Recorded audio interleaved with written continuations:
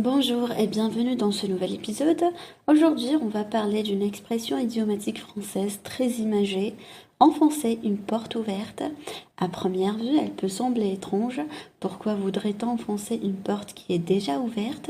Eh bien, vous allez voir que cette expression a un sens bien précis et qu'elle est souvent utilisée dans certaines situations. Je vais tout vous expliquer avec des exemples concrets pour que vous puissiez l'intégrer facilement à votre vocabulaire. Donc l'expression enfoncer une porte ouverte est composée de deux parties.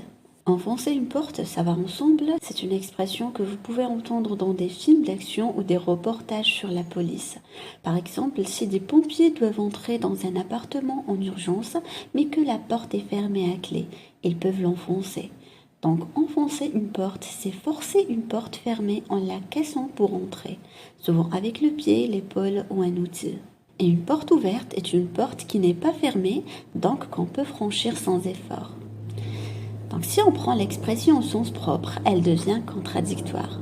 Pourquoi voudrait-on enfoncer une porte qui est déjà ouverte? C'est un geste inutile puisqu'il n'y a aucun obstacle à franchir. Mais au sens figuré, l'expression signifie dire ou faire quelque chose qui est déjà évident. On utilise cette expression pour parler de quelqu'un qui croit faire une découverte ou annoncer une vérité importante alors que tout le monde le sait déjà. C'est une façon de dire qu'il ne fait qu'affirmer l'évidence. Si quelqu'un dit l'eau s'est mouillée, il enfonce une porte ouverte car c'est une évidence que personne ne remet en question. L'expression apparaît dès le XVIIe siècle, notamment chez Molière et d'autres auteurs. Elle était utilisée pour moquer ceux qui affirmaient des évidences comme s'il apportait une révélation. L'idée était de souligner l'inutilité d'un effort pour démontrer quelque chose que tout le monde sait déjà. On va prendre 2 ou 3 exemples d'utilisation de cette expression. Par exemple, imaginez que vous discutez avec un collègue au travail et que vous lui dites « Tu sais, pour réussir dans une entreprise, il faut être sérieux et travailler dur. » Et là, il vous répond « Oui, là, tu enfonces une porte ouverte. Évidemment qu'il faut être sérieux et travailler dur pour réussir, tout le monde le sait. » Dans ce cas, enfoncer une porte ouverte, c'est dire une évidence, quelque chose qui n'a pas besoin d'être expliqué parce que tout le monde est déjà d'accord avec ça. Un deuxième exemple, imaginez que vous regardez les infos et qu'un expert économique dit « Pour faire des économies, il faut dépenser moins que ce que l'on gagne. » Et là, vous pensez « Eh bien, il enfonce une porte ouverte. Tout le monde sait qu'il faut dépenser moins que ce que l'on gagne pour économiser. » Dans ce cas, enfoncer une porte ouverte, c'est rappeler une évidence, une chose que tout le monde sait déjà. L'expert ne dit rien de nouveau ni de surprenant. Il répète juste une vérité bien connue.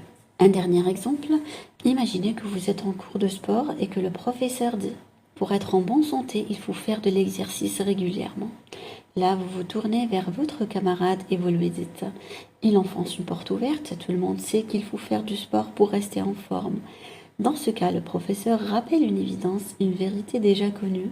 En disant cela, il ne donne pas une information nouvelle, il se contente de répéter quelque chose que tout le monde sait déjà. Donc voilà pour aujourd'hui, j'espère que tu as apprécié cet épisode. Je te rappelle que tu peux télécharger gratuitement la fiche PDF qui reprend toutes les explications et tous les exemples de ce podcast. C'est dans la description, tu peux y aller dès maintenant.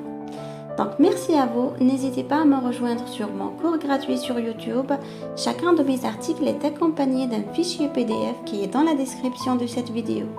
Si tu as aimé, mets un petit j'aime, un petit pouce en l'air, ça fait toujours plaisir et ça nous aide à choisir les sujets qu'on aborde sur la chaîne.